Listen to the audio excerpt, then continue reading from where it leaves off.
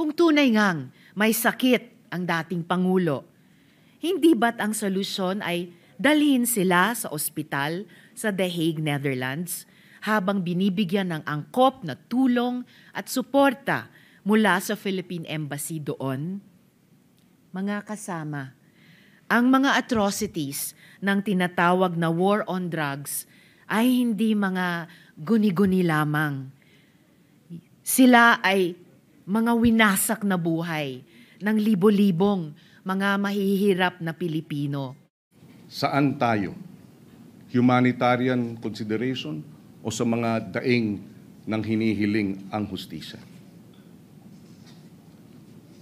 Bilang chairman ng Committee on Justice and Human Rights, nais ko mang pumanig sa isang banda. Tungkulin kong pumanig sa mga daing ng naghahanap ng hustisya. I vote no.